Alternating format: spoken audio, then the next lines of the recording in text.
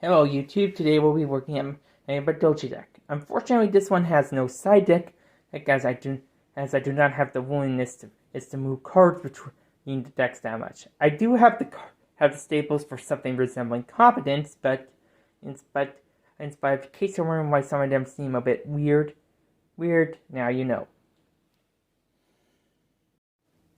Maldolche are a deck that was debuted in the Zexal era.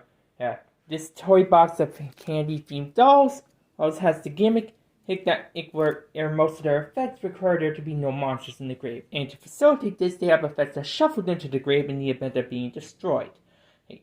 The legacy support has allowed them to achieve very high levels of consistency, and their original boss monster has aged very well, all things considered. But that being said, let's get started. Going into our toy box of apparently sentient dolls, we have Maldolche Puddingcess and her little sister.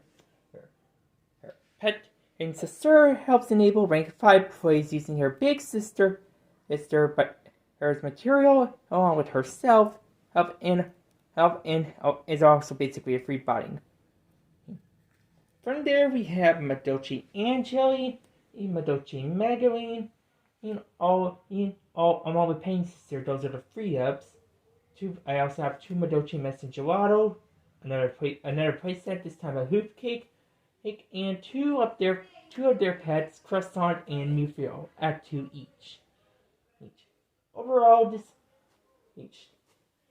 Now the thing is, a couple of those cards do not have hard points per turn, most notably Magdalene, and so that means that with some setup, you can easily achieve some pretty explosive plays. Our spell lineup includes 3 of their field spell, Chateau, 3 of their Salon, and free ticket. For the traps, we have 1 Maldolche Knights, 1 Maldolche Palooza, 2 Lessons, and a playset of Promenade. The spells are just as useful as the Magdalene and the other stars for enabling bad explosive combos. And because they work with rank 4 monsters, they have a way to Nibiru-proof themselves.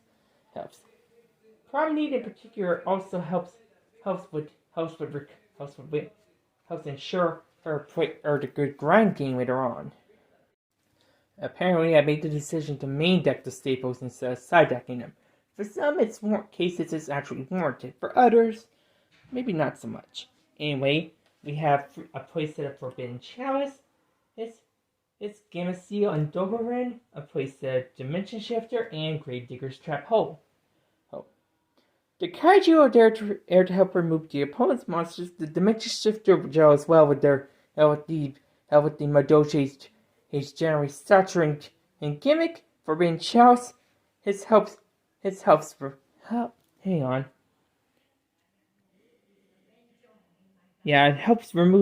negate an effect, or gives your dolls a somewhat beefier attack.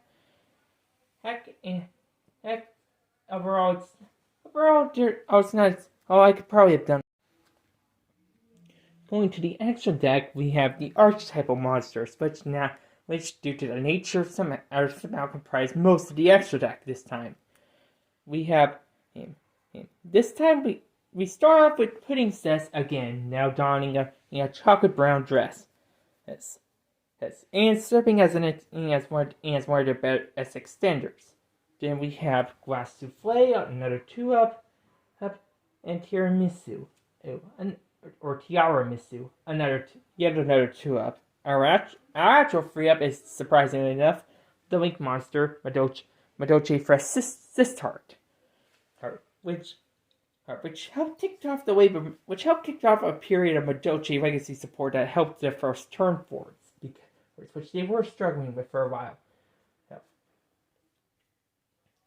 Moving on to the rest of the extra deck, we have Borvo Dragon, Trispania, Nightmare Fiend, Meknight Crusadia, Abramax, Hex, Barricade Board Blocker for the field spell, and as our other Xyz monster, Traptrix Rafflesia.